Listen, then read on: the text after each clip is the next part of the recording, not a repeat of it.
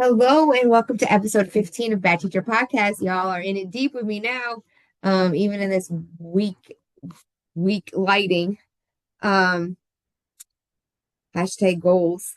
This is gonna be part two in a three-part series of Frantz Fanon, The Wretched, the Earth, and we're gonna mostly focus on the first two chapters on violence and spontaneity in that text. And in our final series, we'll look at the final chapters.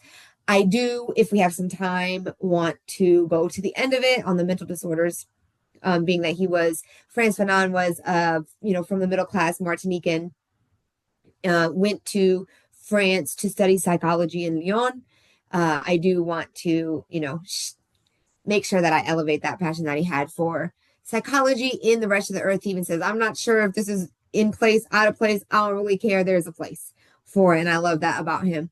And so I wanted to begin the episode by, thanks to all the new subscribers that I have. I appreciate you. I notice you and thank you. This is, slowly but surely we will build this thing together. So please like, share, and subscribe. If you want to be on the show, email me at badteacher319@gmail.com. Again, that's badteacher319@gmail.com. You can follow me on Twitter, which is badteacher_319. And Facebook is Kara Bad Teacher. I'm on Patreon too. Same old. You can look for me, y'all. But anyways, thanks for tuning in. Thanks for watching the latest episode that I just did with Mr. Timms. And if you have not seen it, go check it out. So anyways, again, I'm here where we struggle together. I'm here to learn for you and to expedite that process, give y'all shortcuts because I know you guys are on the ground in deep. Thinking about the new school year, and then you trying to, then this in your ear, like talking about decolonization, and you're like, no, I'm talking about seating charts. I know. Anyways, I know because my kids are getting ready to go. My daughter's getting ready to go back into seventh grade, so I'm also transitioning into this new season, if you will. But as I was, doing all the other things that I do, I was looking at, there's very little information on Josie Fanon, and I want to know more about who this lady was. This is the widow of Frantz Fanon, when this interview takes place. So I find this interview is in French. I was searching in French. It's my third language, so I am able to, I'm fluent enough. I can carry a conversation. I understood the interview and I would love to share it with y'all. This is in 1973 in Haiti with an interviewer and journalist named, and revolutionary apparently, activist named Jean Doninique. And he was shot in 2000 4 times in the chest by 2 gunmen for standing up for the Haitian cause. Many of you may or may not know, Haiti, there's been a lot of meddling and a lot of occupation and a lot of government, imposed governments or puppet governments of the United States in Haiti, which has caused severe unrest, economic issues, gangs, and, infrastructure not being able to be rebuilt after natural disasters, etc. And so, he died for this cause. It was a good reminder for me and for all of us of, to study our history, to be deep in study, and to remember these people who come before us who were willing to risk it all. And so what excuse do we have now, saying that we're tired or we're scared or that's not our job or whatever that is? It wasn't, I'm sure they were tired. I'm sure they were scared. I'm sure Jean Doninique and I'm sure Frantz Fanon, we all, got to deal with the reality of fighting colonial powers.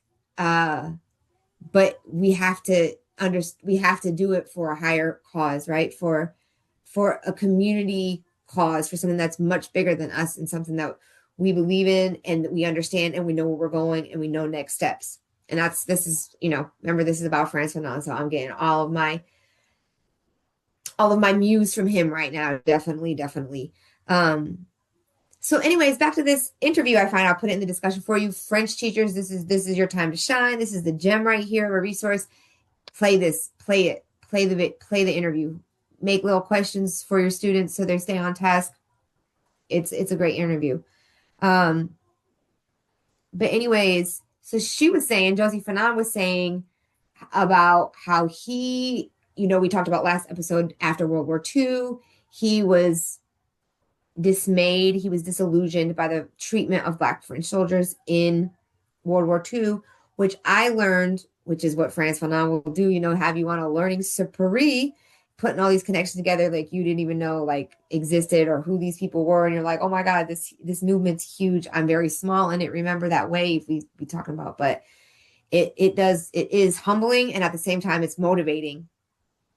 Um anyways, what was I talking about? Getting sidetracked. This interview. And so she was saying that he was placed in Algeria. So there was other options. There was other places he could have been placed in Africa, but he was placed in Algeria.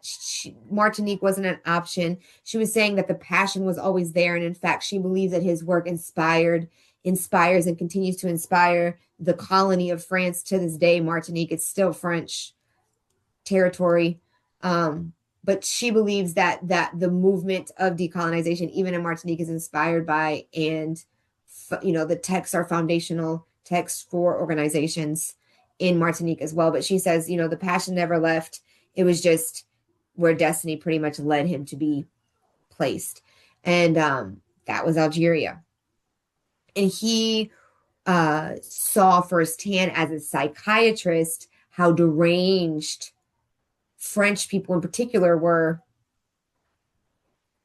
killing innocent civilians, killing children, being part of the colonial project. And so this was a client base. This was come in the hospital and deal with severe mental disorders as they pop up, and all these terrible things that these colonizers would do in their homes as well, that carried over from the injustices that they perpetrated on who they had othered. And so she says that's what kind of provoked him to take up arms. Essentially, at first she was like, he wasn't going to take up arms. He thought it was more of a resistance movement that could be peacefully won, and then he realized that it wasn't. It by default requirement was violence against the colonizers to overthrow them and to get rid of them completely. And so, because he saw, just how fucking deranged these people were.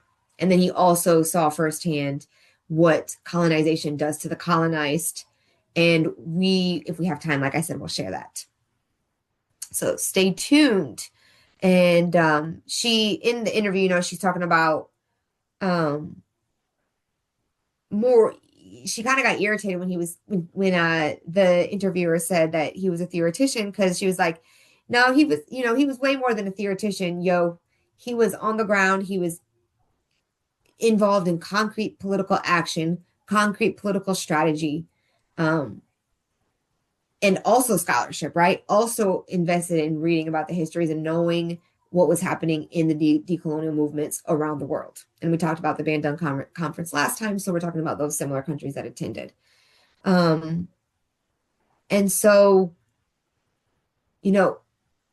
what Fanon's son says is, what do we do to follow in his legacies? We take action, whatever that action looks like. Get involved in an organization. Our students need to know organizations that exist in the community, what they do, and we can, play our little raindrop role, our little water droplet role, as long as we're all bounded together by the same decolonial theory, or socialist theory in this case, Marxist theory. And so, what is that? You may ask. Well, we're going to get into the text here in a second. I wanted to mention that in 1957, he was expelled by France, and he was moved to Tunis because he was starting to work for the FLN in Algeria, and it was not a good look for their own people to be turning against them, right? So, because he was hired by French government to go to Algeria to work in the hospitals. And so, let me show you real quick. Lida Hospital still exists. I think this humanizes a little bit for us. They honor him still, Frantz Fanon. They have a Frantz Fanon unit right here. They have articles, from just even recent. So yeah, this is the hospital that he worked at in Algerian. Thought that was pretty cool to share. And he said that after the war he wanted to be a psychiatrist, not a politician. So he wasn't kind of how I feel. I want to be a teacher. I just want to be a teacher, y'all. But by any means necessary. So I feel an urge to be explicitly political in something that I think should be the status quo, but it's just not. So we got to fight to make it to mainstream it, but it's not mainstream, but it needs to be. And what is that decolonial theory in this case? So how do you mainstream these theories? And again, it was something that I'd rather just talk about with my students in the classroom, but here we are. Here we are. So also in the interview, she was asked, about him being Black in Algeria, which she's white, she's French. Maybe we'll have that conversation a different day. The interracial conversation with somebody who is definitely making that distinction between the colonizer and the colonized, also marrying a colonizer, these contradictions. I would love to discuss with a guest on. So if you want to be on the show, please email me at badteacher319@gmail.com. It's something that I'm still actually wrestling with myself. So she was asked, about being Black in Algeria, and she talked about how in a revolutionary situation, all that ish gets set to the side, and all the hierarchies kind of get flattened. And then when the revolution has been complete or the national project has been completed, they're now, these countries are now their own independent nations. Those issues of racism or colorism, tribalism come back, and one must deal with them as they come. So this reminds me of the article that his daughter wrote just recently in Against the Current, a socialist journal, just from the July 2026. She talks about this same concept.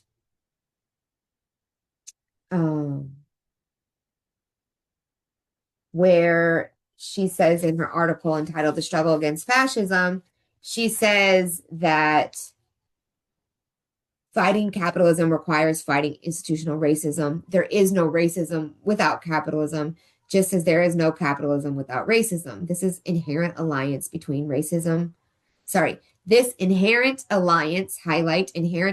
between racism and capitalism is too often overlooked in our movements, which has left Black bodies absent and invisible.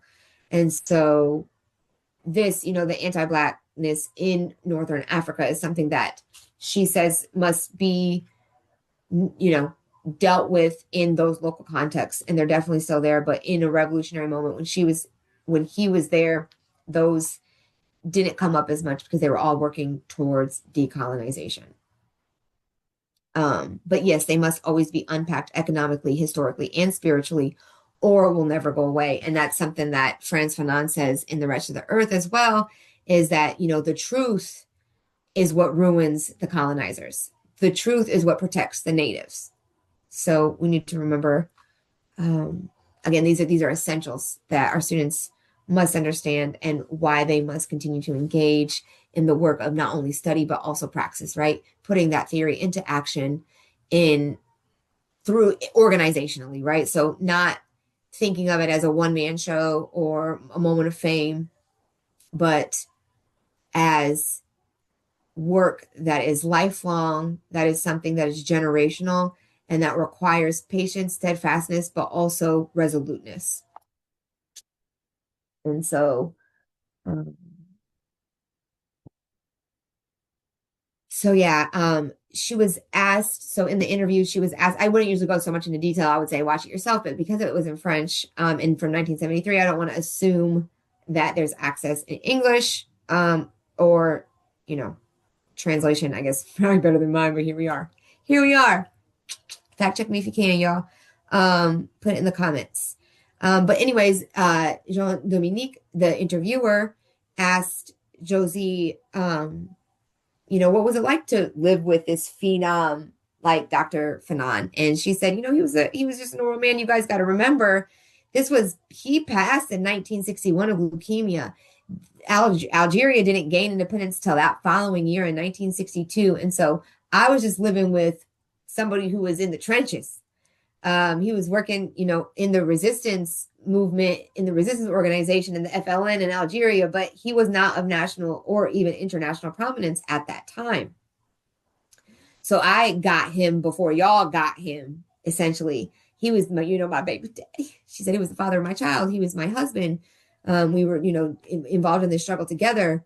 That was who he was. And then I think something that was difficult for her is that in the grieving of her husband and somebody so intimate in her life, he also, you know, rose to fame with the publishing of Wretched, the Earth and the decolonial struggle becoming realized in Africa, you know, from definitely up until the 80s, 50s to the 80s.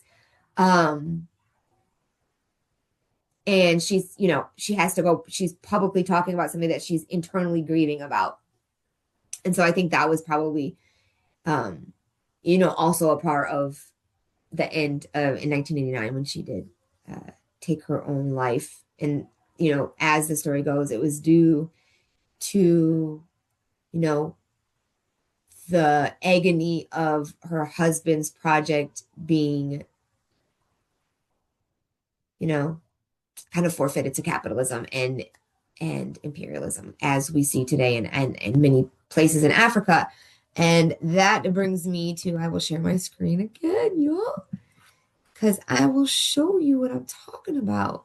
So he warns us, Fanon warns us that I'm like still kind of tripping. I'm like, dog, was he future telling, or was there enough future like in the earlier countries like 1922 or 1951 when these earlier countries first decolonized?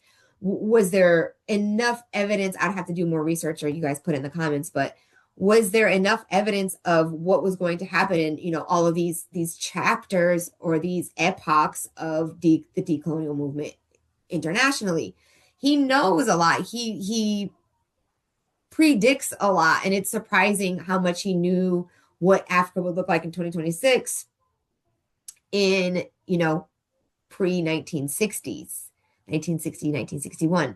She said he wrote this book. Josie said that he wrote this book in 3 months. It was when he had time to think because he had to slow down. You know, his health wasn't the best. And so he was able to, you know, let it all loose. I feel like get all of his knowledge out, all of the books out and his true feelings out towards the end. And that's why it's so dense of a book, because this could have been really a lot of books. Like I said, scholars have taken little pieces of this. This is why it's so hard. It's like, what do you teach your students in a 3-day lesson max? It's not like we have a, you know, Wretched the Earth class.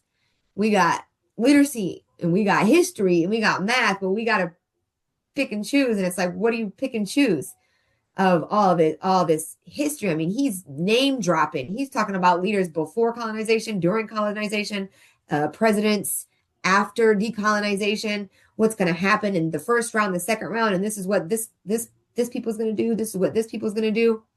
The bourgeois, the new leadership that was previously the native.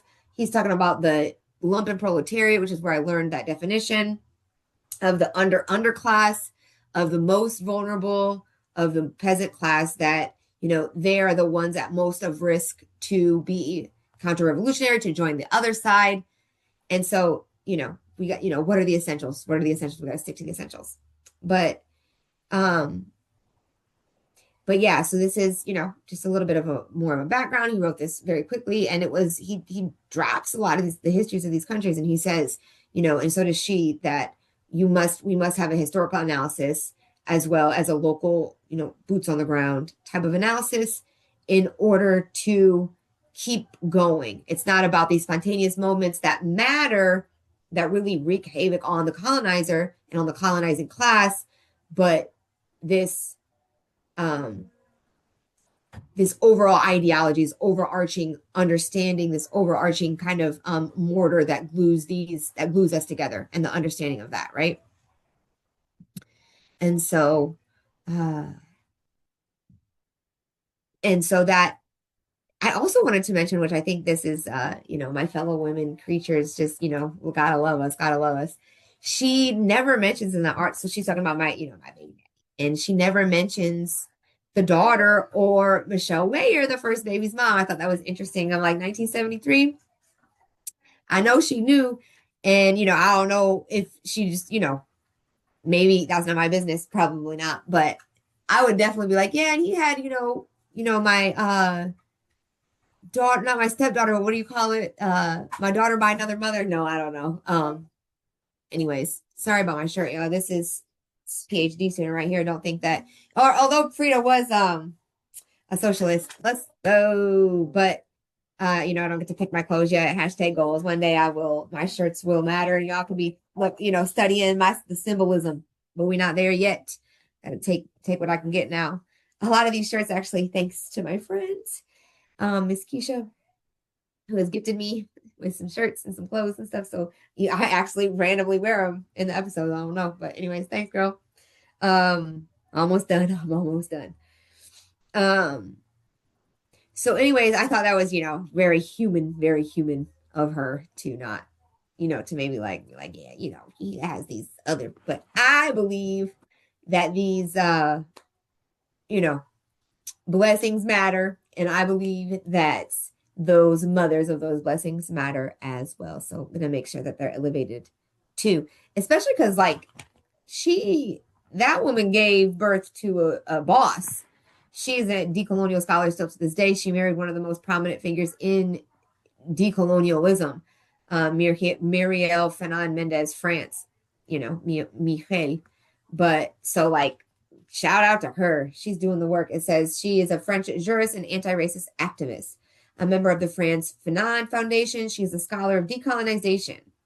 Fanon Mendez France teaches at Paris Descartes University, and she has been a visiting professor at the University of California, Berkeley in international law and conflict resolution. So these people kept going, kept the legacy going, regardless of the relationship that they had. So obviously she understood the assignment. You know what I'm saying? And yeah, so basically in this article, she does talk about all the No Kings protests and all of these neoliberal ways of pretendeism, if you will just lead to further demands for economic, social, and cultural rights to a hyper-hierarchical social body defending the values of white supremacy. So, and Fanon says here, it's not necessarily that we have to have a choice. It's not necessarily that we have a choice of what's going to come violently, but we just have to choose what side we're on because it's inevitable. And that's kind of what she's saying is no matter all of the theatrics is only going to make the situation worse because nothing's going to get done. And we're going to continue to see that our material conditions are stagnant or even worse, becoming worse. And so we got to prepare now. And what does that look like? What does that look like for our students? What could that look like for our students? And I think our students are the ones who are going to transform this world. And so for us, we can provide this knowledge. They got to do something with it. What is that? What are the steps? What does this future world could look like? You guys can be creative.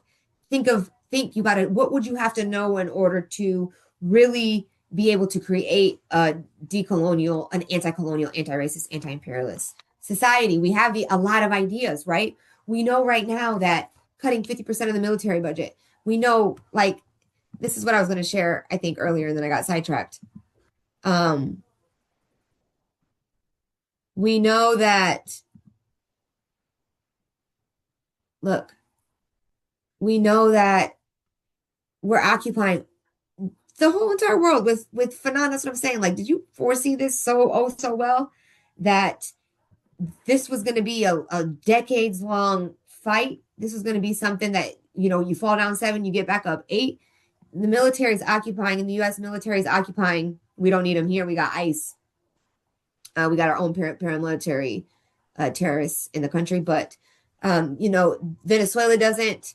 That's because of resistance. That's because of fighting, right? And look what happened. The Venezuelan president Maduro got kidnapped along with his wife. And, Cuba does look at in Guantanamo Bay. At first I was confused why, but yeah, Guantanamo Bay, 571 troops there. But also would be, probably a lot more, but there has been armed resistance. Sub-Saharan Morocco, I don't know why, but that's interesting to me.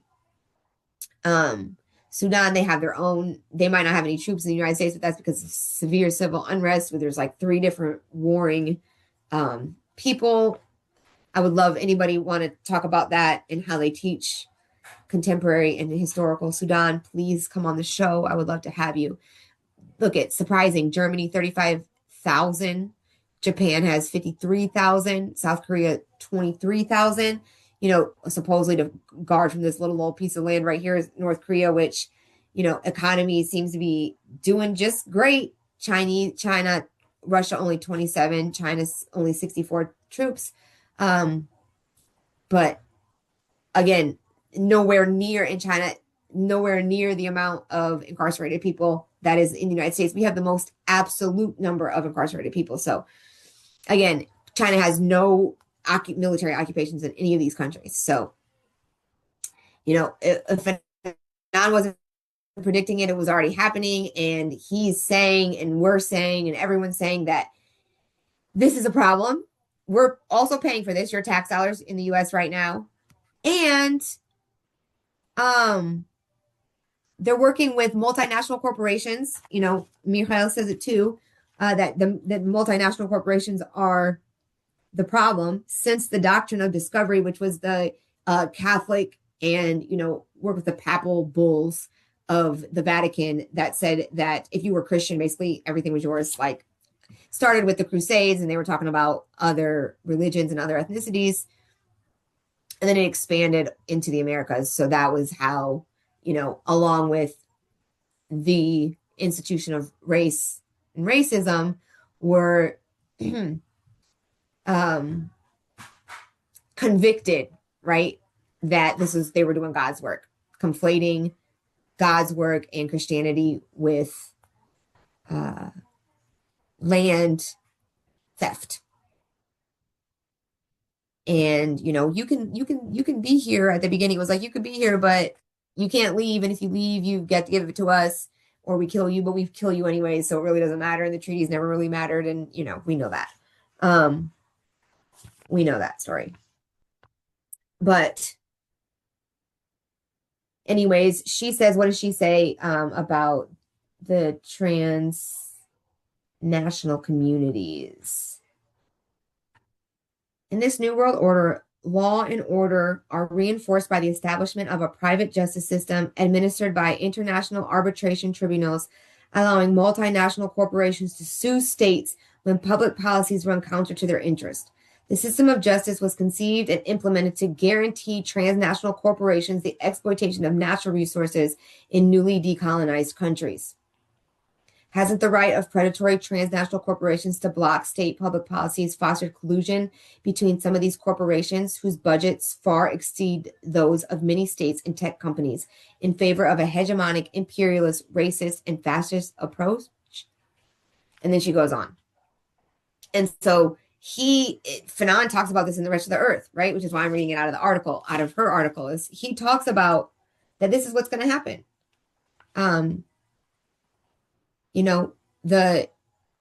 The government might move, but the corporation, and then he talks about if the corporation, if you guys don't play by the rules and the leader, the governments of the newly established nation don't play by our rules and don't sell our products and don't manufacture our goods and extract our resources and, give value to the value that we give to A, B, and C, like diamonds and gold, then you're out. You're going back to the Middle Ages or whatever. And so, you play by our rules, or as the narrative goes, you fail. And Fanon says we have to reject that. Decolonization is saying, no, none of that value do we need to value. that's your system. We need to create our own system. We need to really go back and reflect on who are we? What does it mean to be us? What do we need?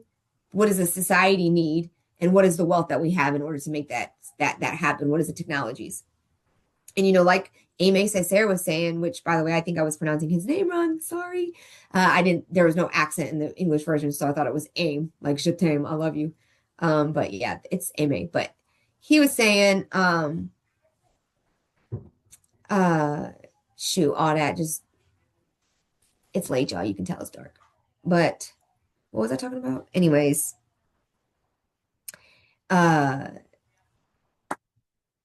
he was talking about, I don't even know. So we're gonna edit that part out. And sorry. Colonizer fears an awakened mind more than an armed hand because every revolution begins with a new way of thinking. And this is Frantz Fanon, but I don't want to get this twisted with what he's actually saying in the text, which is violence is the only way. So I think that for our students, it's essential that our students know that he is very clear about resistance being by force. There's no other way to beat the colonizer but by organized violence in order for the last to be first and the first to be last. So that is an essential, that the material evidence of a decolonial movement is that the lumpen proletariat become first. And, I will say that in these theatrical type of no kings protests, there are a lot of white people there, they're swarming.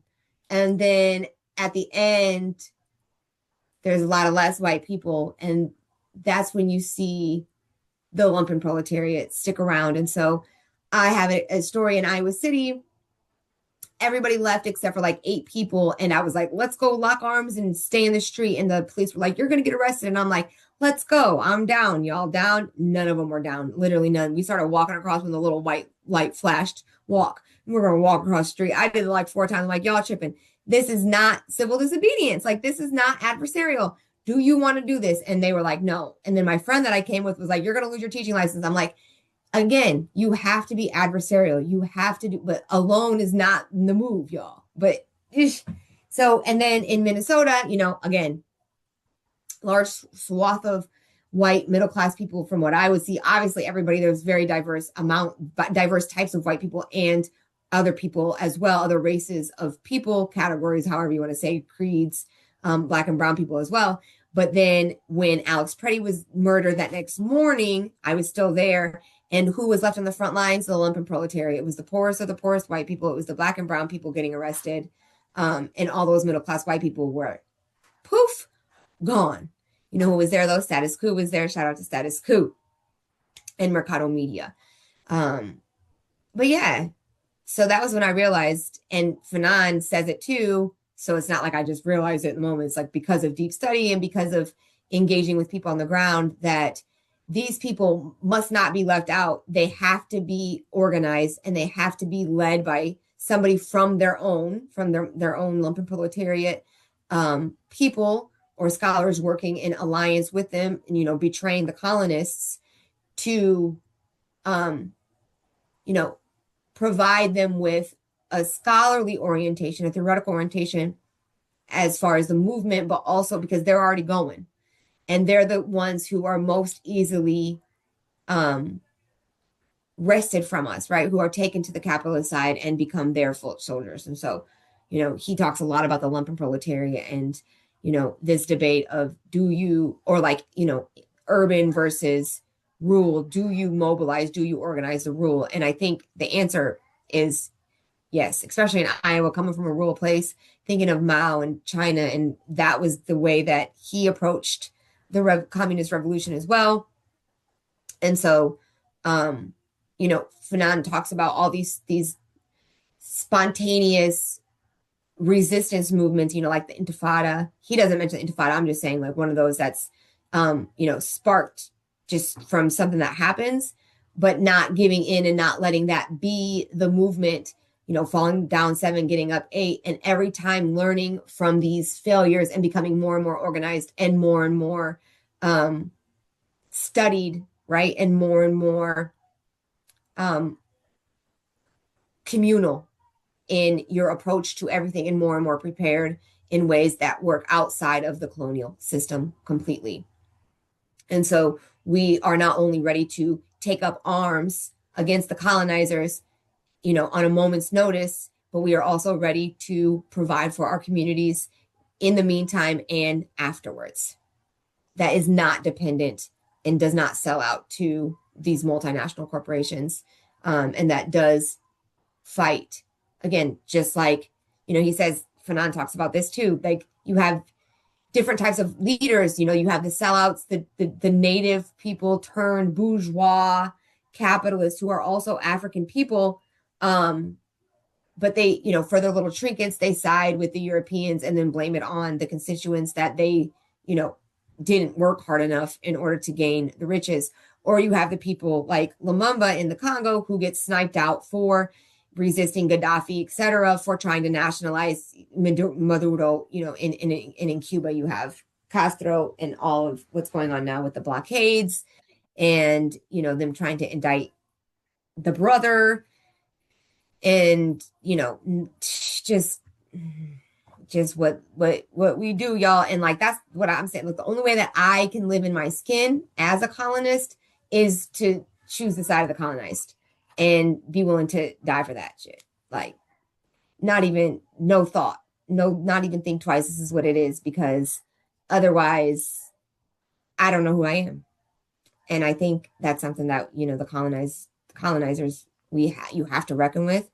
And I can't look at you. If you choose to be a colonizer, then you become the enemy too. And that's kind of what Fanon says, is this is way beyond just, it's way more nuanced, right? It's more complex than simply looking at an imposed identity. It's, are you fighting for the colonized or are you fighting for the colonizer? And whoever you are, if you choose them over there, friend, sister, brother, cousin, they're the enemy. That's what he's saying. So at the beginning of the Wretched of the Earth, he basically, again, this is for you to read, this is for your students, you can pick and choose excerpts, but he talks about what is colonization, how is colonization produced and reproduced, basically. And so he says, like, on page 36, he says, for it is the settler who has brought the native into existence and who perpetuates his existence. The settler owes the fact of his very existence, that is to say, his property, to the colonial system. So we as the colonizer have to also be willing to sacrifice, again, white privilege, white supremacy, which again, I don't, that eats you alive, as Frantz Fanon says. So why do we want to continue to buy into a system that eats us from the inside and even from the out? I mean, we're constantly wanting more, desiring more, trying to look, keep our youth, buy, make more money. And it's like, that's not what I call living. So, once he says in this On Violence chapter that once the colonized recognize their humanity, it's on, baby. Like, there's no turning back. So we're still in this moment of like, okay, the colonized recognize their humanity. All that morality of the colonizer is out. It's farce. We see it every day on social media with all the bull crap.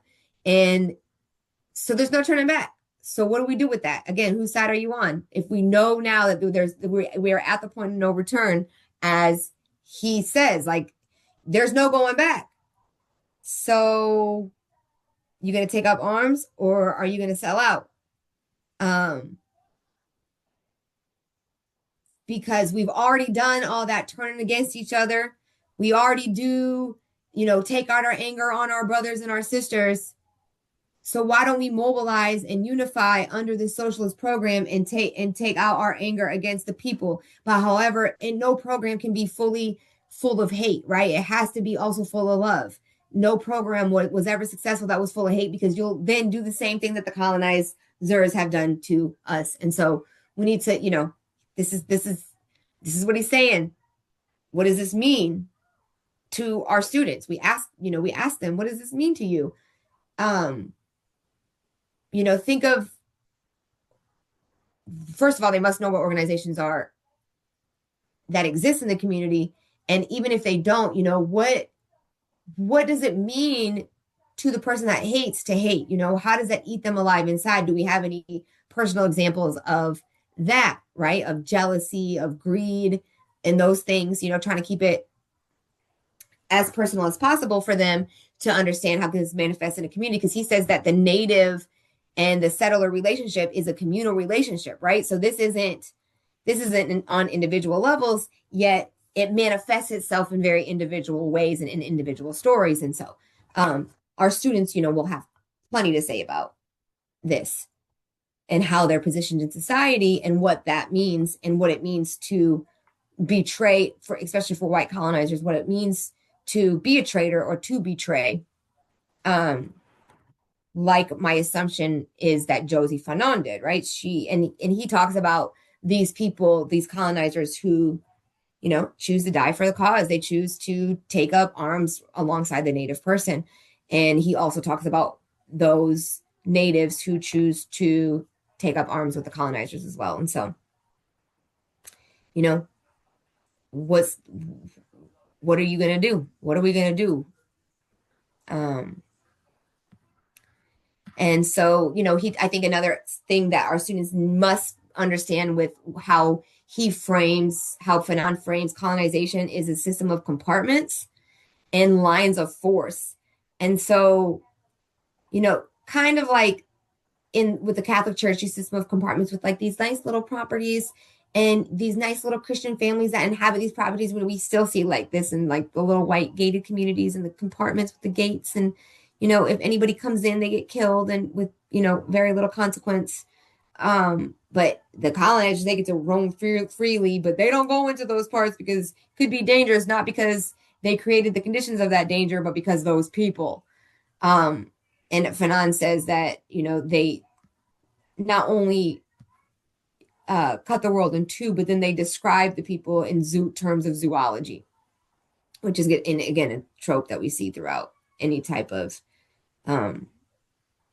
oppression, imperialist oppression.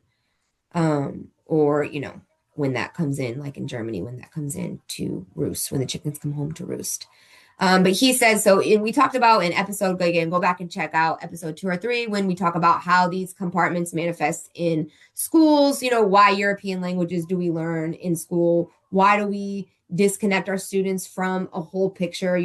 Science, social studies, they don't talk to each other, math. So we could do a whole unit on Frantz Fanon in all of these places, but in what space, right? We have no ideological space, no physical space where these teachers can get together and put together a project like that. And so why is that? Why do we compartmentalize to the point where everything's so isolated that it's impossible to make these connections that we're trying to make in this podcast and in our studies? So, again, in Wretched of the Earth, he's talking about the colonial world is cut in two. This is page 38, says the colonial world is cut in two. And again, we try to dismantle binaries. We try to think of the nuances, but he's saying the colonizers do not. It's the colonizers and the colonized. It's the white and it's the black. And so therefore, that's what it is. And they need to go. And if you identify as that and you're fighting for that, you're out. It's that simple. And that's what he says, talking about the lumpen proletariat and the rural class people, it's that simple to them. They feel like they never really bought into the colonial project. They were always kind of on the outskirts, margins anyways. But they don't need the bourgeois scholars. They don't need to complicate matters. They're the enemies and we violently resist. We take them out by any means necessary. And those means are by force. And everybody has a role to play. What role is that for you?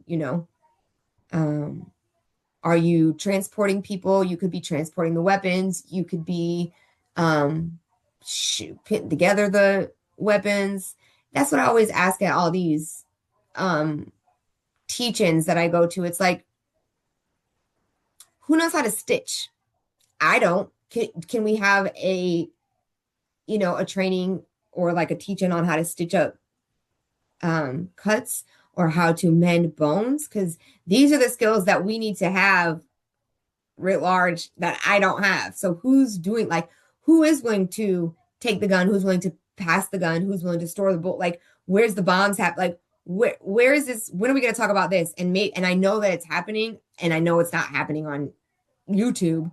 But this is the questions that Fanon has in Wretched the Earth is, this is praxis, and this is what is necessary. So we can't act like we can dance the spirits away. We can dance the colonizers away. And no. And once we realize that, and at the same time we realize our humanity and realize how asinine and absurd the morality system is in Christianity and in white European culture, we gotta erase it, right? We gotta dismantle it. And so, and in the meantime, all of these colonial mechanisms will be placed in front of us, these aesthetic expressions, of the established order to serve and create around the exploited person as atmosphere of submission and of inhibition, which lightens the task of policing. He says this on page 38, lightens the task of policing because, like, we give people bonuses, we make people comfortable, we give people bare minimum, we raise the prices until, we've sucked them almost all the way dry, but they're still scared to leave their job or to stop working, to stop participating. And so keeping these people busy and working and not thinking and distracted, he says, we don't even, there's manufacturer consent. We don't even have to police the people in perpetuating and in carrying out the harms that they are carrying out on the people that they've othered. He talks about in this chapter that how in the hell do the Europeans go somewhere else? They're the foreigners, and they create their own little communities, and then they other the people who are the native. Like, they're the others. Like, that's the number one. Again, another essential is these colonizers are always the others in another people's land, and the settlers stay. They don't even leave. Like, how bold you gotta be. And I'm talking about myself too. It's like, I'm that. And like I said, this is why, for me, we got to choose the side of the colonized, of the oppressed, to fight alongside of, because how else do we live with ourselves, knowing that we're a settler in a land that was stolen from indigenous people? I don't feel like we have another choice. It's, for me, Fanon is hopeful in the sense that he knows it's going to happen. He just doesn't know when. So he knows that decolonization will take place and an anti-colonial, socialist, Marxist type of movement will happen. And that will look differently in different locales based off of the cultures and the people of the place. But let's speed it up. Let's make this happen a little bit quicker, right? I'm giving you the guide. I'm telling you, this is what has happened. This is what is happening. And this is what I've seen from a medical perspective as well. And so, you have this to, for navigation, pretty much. And people definitely use, look online. Definitely. I'm not saying I'm Mubi Abul Jamal, not even close, but like he will be able to tell you. I would love to have him on, talk about this a little bit better. Better than me anyways. He says that the colonized sometimes fear the zombie over the settler. The settler is always more scary. And I find myself thinking that too. I don't need to watch scary movies. Real life is far more scary. I don't need any more drama. Drama is life 24/7 right in front of my face. So if we're living in those type of conditions, then what do we got to lose, y'all? I just don't know what we got to lose. His wife said she didn't want to do a biography. She was asked. And she said, maybe because she has like a repugnation of the doll or didn't want to make money off of her husband's life. And like, him eating spaghetti or whatever. But she said she also, and maybe it was, the pudor, which I'm not sure. Let me look up that word real quick. I don't know how to say that in English. Modesty. She's saying maybe it's because of modesty. She's like, I really don't know. Maybe I just feel like that's, the intimate space that I share with him. But I'm not, the long and short is no biography. But if you really want to honor him and his legacy, then read what he does have. Read his work. Follow in his footsteps. Think with him. He was one of us. He is one. He is a revolutionary that, had a sieve, had a way of getting this out. And so we don't need to reinvent the wheel. So again, what I was saying earlier with the morality is Fanon says that once the violence with which the supremacy of white values is affirmed and the aggressiveness which has permeated the victory of these values over the ways of life and of thought of the native mean that in revenge, the native laughs in mockery when Western values are mentioned in front of him. Talking about in the period of decolonization, the colonized masses mock at these very values, insult them, and vomit them up. Let's go. Because again, it's this idea that even, what Fanon says is, yeah, we might borrow you some money, but that's only going to be if you invest in how we make money, our surplus value. So at the end of the day, the morality for the native is very concrete. And this is on page 44. He says, it is to silence the settler's defiance, to break his flaunting violence. In a word, to put him out the picture. That's the colonized morality. Get him gone. And, be dubious of people who make that any more complex. And he also warns against getting too local and forgetting the international cause of, liberation for all. So it doesn't matter if, for example, we get Medicare for all in the United States and a raise in the minimum wage if we're still dropping bombs on Palestine, if we haven't dealt with the occupation of 80 being, militarily occupied in 80 countries in the world. If we continue to, fund Palantir, just hand them over billions of dollars, it doesn't matter. So that's what he warns us about.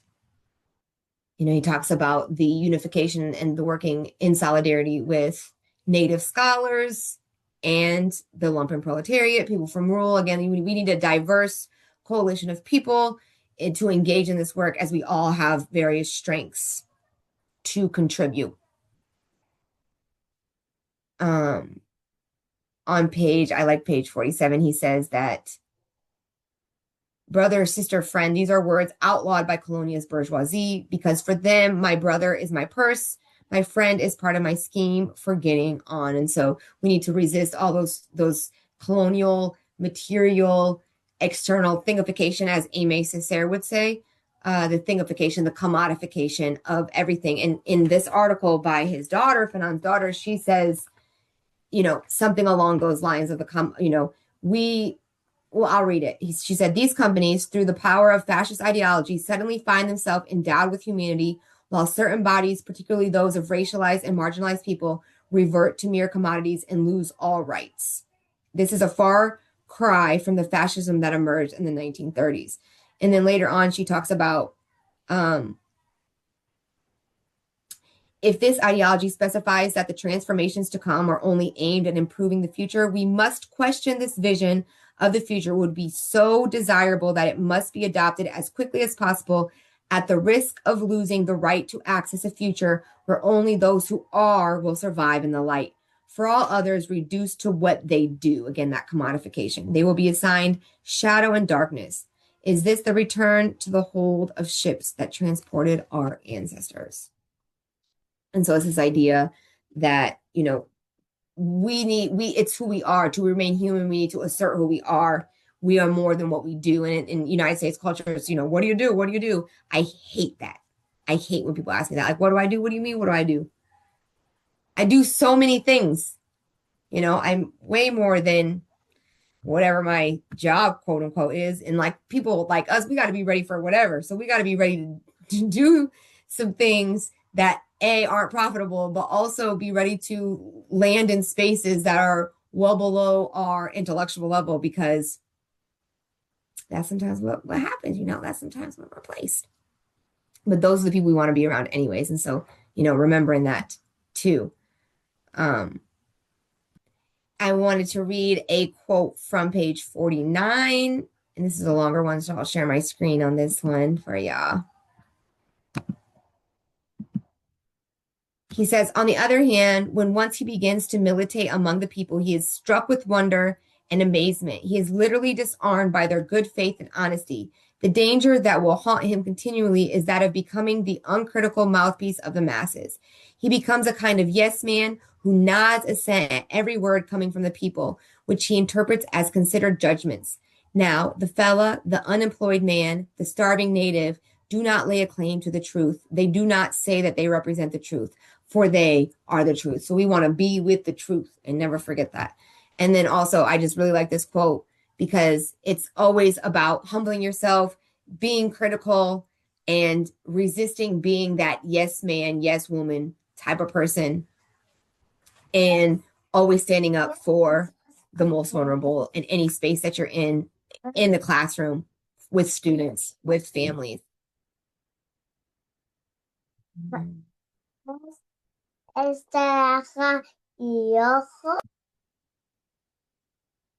Oh man, that was my baby, y'all. That was my baby.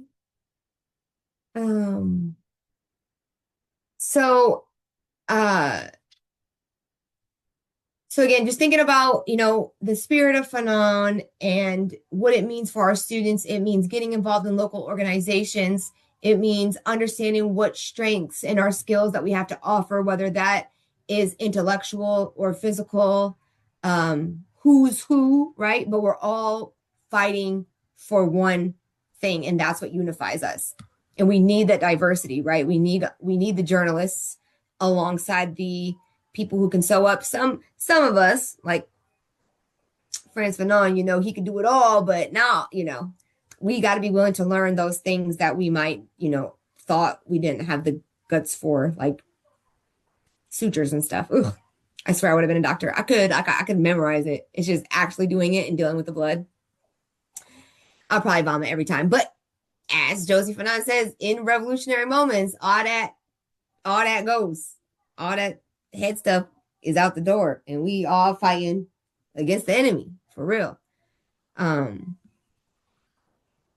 again, this is why I think it's so important to think about it in the United States context. So like Josie Fanon says, and his daughter, that these texts influenced decolonial movements outside of Algeria, outside of Africa as well. I mean, in Iran, they were circulating the rest of the earth in a clandestine way during their revolution. In Palestine, Frantz Fanon, with the Black Panther Party, and Huey Newton, I think he was the one who read it 7 times, and he used this text as a foundational text for the Black liberation movement. And so not only is this the global text, but it also, again, it works not only for the colonized African people, but also in this diaspora and the colonized globally as well. And so that's what makes it such a powerful mentor text and such a powerful person to be in conversation with,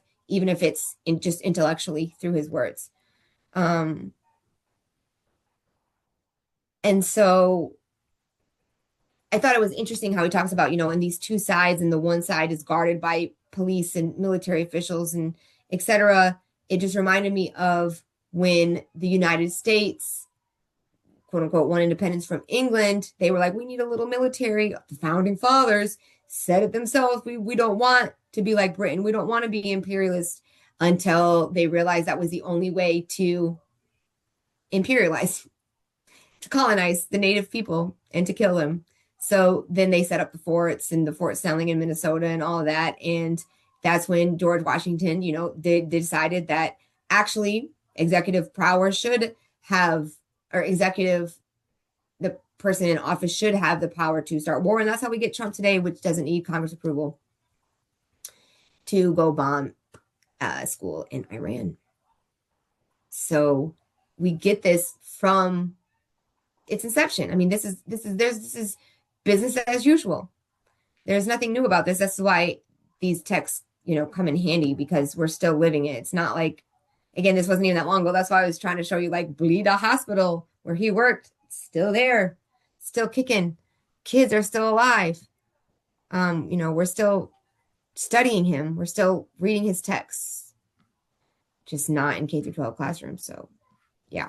As we close out, he calls for the colonizers, the white man, the European, to, get out of this Sleeping Beauty era, which, in my opinion, we're not in a Sleeping Beauty era. That's a cop-out. It's irritating when white people, I saw this white lady on YouTube talking, she had 8,000 million fucking views and all types of stuff talking about, I need to guard my peace. I need to make sure that I'm a good mom, and I'm just really tired, and I overdid it, and I was doing too much political work, so I'm going back to gardening. It's like, yeah, because you weren't living in your purpose. You're counter-revolutionary, therefore you're an enemy. So we got to watch, those narratives and have our students be able to sniff out that BS too. Because if you're living in your purpose, you don't get tired. And we know as revolutionaries, like, I'm not saying go be dumb. No, we got to be smart. We got to be 10 times smarter, right? We got to know when to meditate. We got to know when to keep our peace. But get tired publicly, y'all tripping. Never that. Like I said, we at the point of no return. And that was on page 89, by the way, if you want to know. I don't think I gave you the page number, but that's where I got, like, we are already there. We are already there. He says, Fanon on page 93 says, during the colonial period, people are called upon to fight against oppression. After national liberation, they were called upon to fight against poverty, illiteracy, and underdevelopment, which in socialist countries, that seems to level out much quicker than in ones who remain capitalist. But anyways, so he says on page 98, the fundamental duel, which seemed to be that between colonialism and anti-colonialism, and indeed between capitalism and socialism, is already losing some of its importance, because what counts today is the question which is looming on the horizon. It's the need for the redistribution of wealth. So for our students, what is redistribution of wealth? How does that program or project actually get realized, become material, be enacted? What steps do we take? And there's all these angles, right? With housing, with land, with minimum wages, with childcare. What does that look like? Again, we already have all the answers. Who's going to put in the work?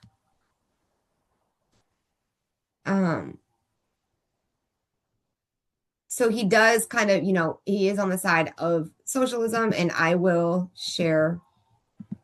It's a long passage.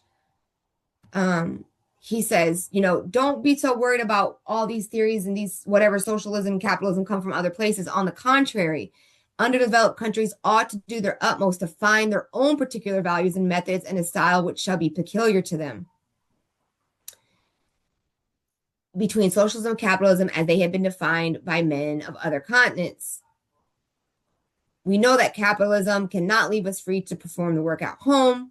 It is cartels and monopolies, and they are the enemies of underdeveloped countries. On the other hand, the choice of a socialist regime, a regime which is completely oriented toward the people as a whole and based on the principle that man is the most precious of all possessions, will allow us to go forward more quickly, more harmoniously, and thus make impossible that caricature of society where all economic and political power is held in the hands of a few who regard the nation as a whole with scorn and contempt. So he's saying, we need more than human output, because that exhausts us. It exhausts our capacity in a new nation state. We need real power. We need to take over of the most concrete, right? We need to stop with the mysticism and look at what, this is Marxism all the way, is the material, the concrete, the wealth that we have. And who gets it and who doesn't. Why not? We need to re-examine the soil, the mineral resources, the rivers, the sun, all of it, all of it. So to end, I wanted to end with a couple resources. We'll have an episode on this in the future, of course. A Savage War of Peace, Algeria, 1954-1962 by Alistair Horn. Anybody wants to come on the show and discuss this with me, feel free. It's a little thick one. So I wanted to shout out this. Let me find it. It is called The Future is Feminist. Ooh, didn't want that. Let's get it bigger. Future is Feminist, Woman and Social Change in Interwar Algeria by Sarah Ranama. She, I believe, is Iranian, of Iranian descent, but she studies, she was like, well, I wanted to know about the mothers of the people who sought liberation against the French colonizers. And so she goes into the 20s and the 30s, and the females that, gave birth to who would be the people who decolonized Algeria. And so I think that's interesting. I also love reading about the women's role in decolonial movements, whether that is, transport, hiding, manufacturing, all of that. In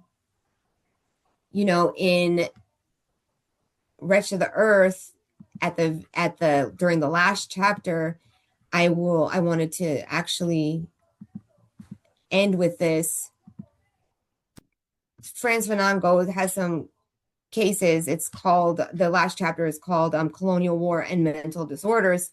And so this is, in particular, the case one is of an Algerian man who his wife gets raped by French colonizers when she is imprisoned, taken into custody and in prison because he wasn't there. And his testimony is kind of telling on an individual level, because I think, we talk big, we're talking movements, we're talking how to mobilize large masses of people, and then we sometimes need to be reminded of what it does to individuals and to us every day. So he says, in the Maquis, when I heard that she'd been raped by the French, I first of all felt angry with the swine. Then I said, oh, well, there's not much harm done. She wasn't killed. She can start her life over again. And then a few weeks later, I came to realize that they raped her because they were looking for me. In fact, it was to punish her for keeping silence that she'd been violated. She could have very well told them at least the name of one of the chaps in the movement. And from that day, they could have searched out the whole network, destroyed it, and maybe even arrested me. That wasn't a simple rape for want of something better to do, or of sadistic reasons like those I've had occasions to see in the villages. It was the rape of an obstinate woman who was ready to put up with everything rather than sell her husband. And the husband in question, it was me. This woman had saved my life and had protected the organization. It was because of me that she had been dishonored. And yet she didn't say to me, look at all I've had to bear for you. On the contrary, she said, forget about me, begin your life over again, for I have been dishonored. It was from that moment on that I made my own decision to take back my life after the war. So, yeah, just as a woman, whew, what are we willing to do, y'all? I'll end it there. Abolish ICE, abolish the police, abolish the Pentagon, abolish Senate, abolish. I'll see y'all next week. We have a guest who is a secondary teacher and a former city council member. So he will be talking about the balance, striking a balance. So plus a dad and a husband. So tune in next week. Take care. See you later.